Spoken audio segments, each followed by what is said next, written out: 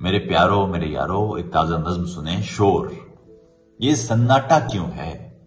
سنو، جانتے ہو یہ سناٹا کیوں ہے؟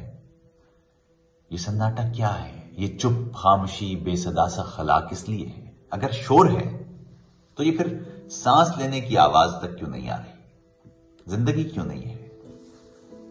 یہ سناٹا نارنجی شاموں سے کچھ مختلف ہے کہ جب پورے دن کی تھکن ٹہنیوں پر بٹھاتے پرندے سکون کے لیے آنکھ موندے ہوئے ہوں، مگر خوف بھی ہو کہ یہ راستہ خونچکا راستہ ہے۔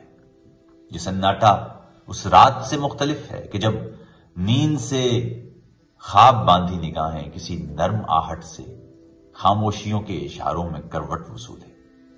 یہ سناٹا اس وحشیہ کی نگاہوں سے بھی مختلف ہے کہ جو جسم کی ہر مقدس جگہ بیچ کر اپنے بستر سے کاہک کے گندے پسینے کی بدبو مٹانے سے پہلے، کراہت کی سلوٹ ہٹانے سے پہلے، خود اپنا بدن تک ٹھکانے لگانے سے پہلے بہت خاموشی سے روپے گن رہی ہو۔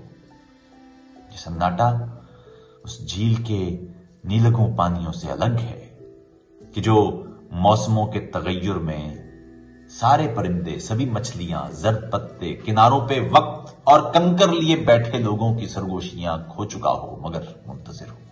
یہ سناٹا ہر خاموشی سے جدا ہے، سو یوں لگ رہا ہے کہ جیسے پیمبر کوئی قوم کی بدزبانی سے، بےہودہ تہمت سے، دشنام و تحقیر و طنز و تمسخر سے، اریاں نگاہوں سے تھک ہار کر بد دعا کر چکا ہو، اور اب اس حکایت کی راہ تک رہا ہو کہ جس میں کہا جانے والا ہو جاتے ہوئے اپنی بستی کو مڑ کر نہیں دیکھنا۔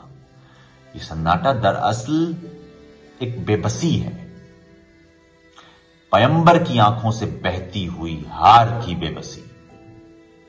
یہ سناٹا کیوں ہے؟ یہ سناٹا کیا ہے؟